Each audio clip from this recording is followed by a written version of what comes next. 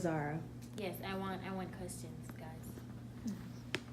I will start while you think. One of the questions you said about how it was difficult, like you're not doing what it is that you thought you were going to do. Yes. So share more on your transition in not doing what you thought you were going to do, because sometimes in life I don't believe, like, we all have an idea of what we want to do, but then when it comes to the point where God is actually turning you to do something else, how do you become okay with that? Share more about your transition with that. Okay, so I graduated with my master's in 2017, December, okay?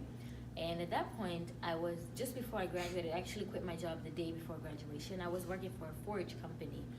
Forage is food for animals, okay? So we grew seed, harvested it, and imported. That was my job. And I said, but I want to go home. That was not at home. That was in my college town. I said, I want to go home, but people didn't know who I am in Houston, okay? And when I moved here, it was much harder to get a job than I thought. So I got a job at an after-school care program. I have a master's degree, but I worked at an after-school care program, literally from 2 o'clock to 5 o'clock every day. That's it.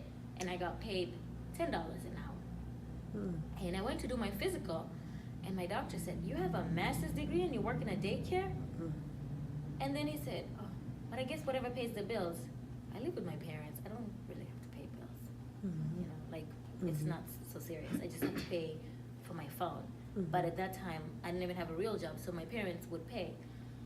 But I was really like, why is God doing this? Like, You took it as a personal attack. yes, I said, but okay, there has to be something that comes with it. And my grandparents, both my dad's parents, were teachers. They passed away. They were both teachers. I said, when I grow up, even though I'm learning about agriculture, I want to teach people about agriculture, because most people go into agriculture because they're already a farmer. In my country, if you're a farmer, you're a poor person, you know, or Not you're in Texas. you're rich, but you're a farmer by name, but the people who actually work in a farm are not rich. Does that make sense? So I was like, no, I need to teach people about agriculture. I need to teach people about the importance of agriculture. So technically, I wanted to be a teacher in my grandparents' honor. I did want to be a teacher. And I got hired at the after-school care program to be a STEM teacher, develop curriculum, do activities. So every day, I did a new thing with the kids, but these were second graders. In my college, during my college years, I was teaching physics labs at the university, and then when I was in my master's degree, sometimes my teacher, who was my advisor, would let me lecture his class. So imagine from teaching university students to second graders. I'm not even skilled for second graders. Yeah. Then I said, my role was an enrichment instructor. That was the name of my role. And I said, okay, I want to be a teacher for big kids. So God is starting me with the little kids, because the little kids will grow and be big kids. And my mom was actually talking to me about this just earlier today when I was reading my speech to her.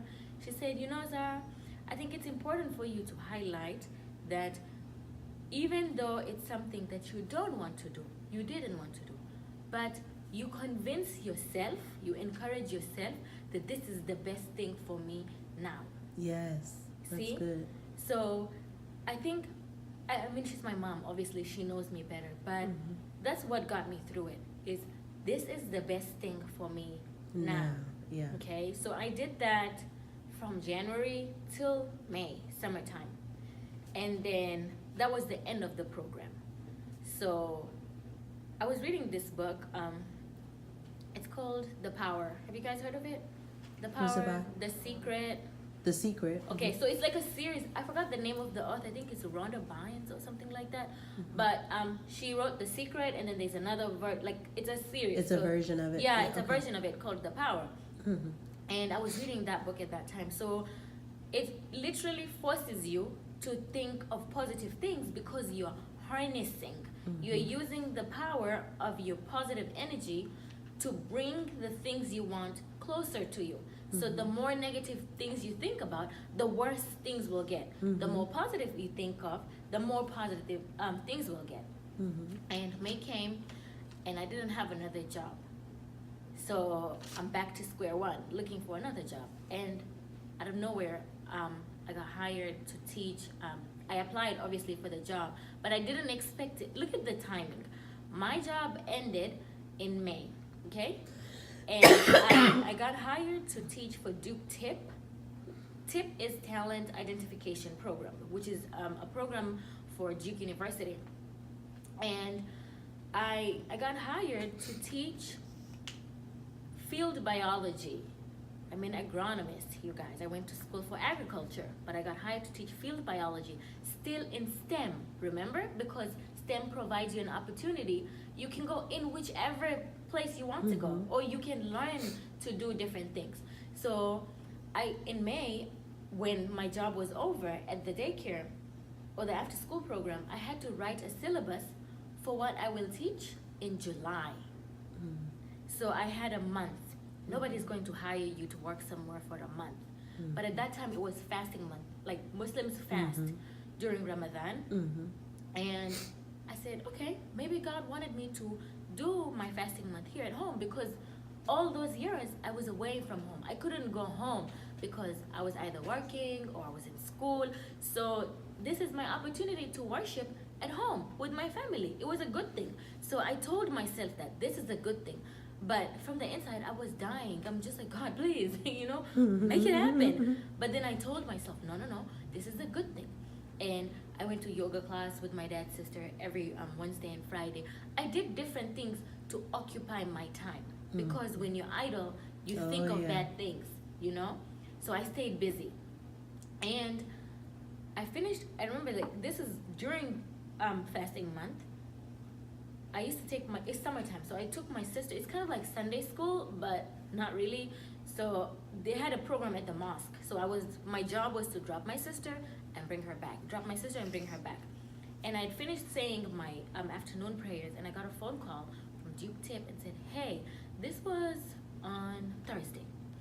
He said, hey, Zahra, I know this is kind of short notice, but do you think you can come on Tuesday? We have another position, and you're going to have to start on Tuesday. So I'm like, oh, Tuesday, like next week Tuesday? Yeah, next week Tuesday. Okay. They bought my plane ticket, you guys, and I was gone on Tuesday to Sherman, Texas. Never been to Sherman, Texas. Never heard of it. Do y'all know where Sherman, Texas is? I do. Yeah, in the middle of nowhere. Yeah, in the middle of nowhere, but it's between Dallas and Oklahoma. Yep. So it's 1 hour from Dallas and about like 40 minutes to Oklahoma. Never been there in my life. So I had to look it up. But it was at a college called Austin College, and I said, okay, guys, so I know this is super short notice, but where am I going to stay? So I already agreed to take the job, but where am I going to stay? And they said, oh, that's easy. All the people that are hired for TIP, they're going to stay on campus. So we're going to provide housing and accommodation. I mean, accommodation basically, which is housing and food. So that was covered, see? But that was only because I truly believed that God wanted me to be here right now. You see? So I went there. I had to write my syllabus between Thursday and Tuesday of what I will teach that class the following week. And I did. But how did I do it? Because I have a degree in STEM.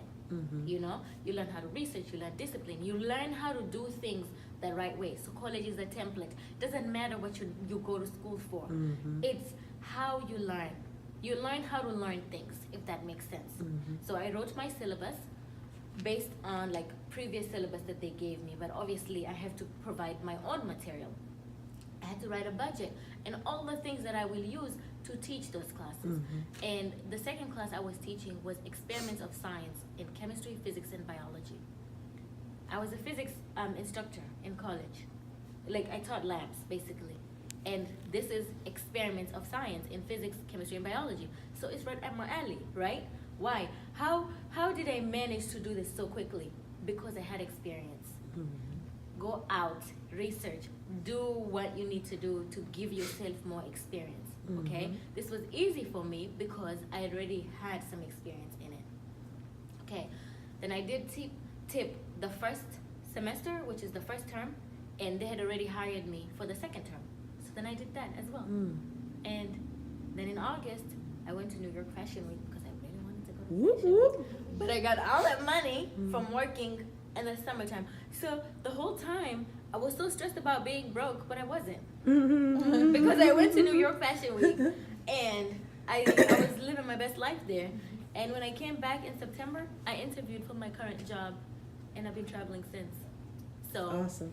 and one more thing, in my prayer, I wrote it down. I believe in writing things down. Yes. Because Don't we you talk give about it that? affirmation, Oh, yeah. you make sure that it's going to happen because you say it out loud and you write it down. I said, God, please give me a job that is going to pay me enough to be comfortable and also travel to different cities so I can see your land. And you guys, God is real because I went to different places that I've never been before by myself, all through South Texas, traveling constantly. I'm still going to be traveling for a while for my job, but it's an answered prayer, right? Okay, any more questions? Awesome. What else? What would you say for someone who's not sure of what they're good at or what they want to do in the future? You'll figure it out. Just keep doing something that feels right. So, for example, I want to be a teacher, so I'm going to be teaching, and then at some point I'm just like, actually, I can't do this anymore. Find something else. But then, at some point, you have to make a decision of what works best for you. Okay? So, I can tell you, my mentor in my internship was like, Zahra, I'm in my PhD school now, and I still don't know where I'm going with this, but I do know I'm getting a PhD in something. See? So, truthfully, nobody has it figured out. So true. That's so true. That's a good question. What else? I'm curious to know, what was your biggest life lesson from college?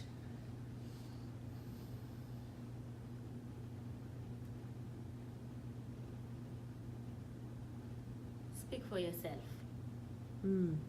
at all times. You are your own advocate.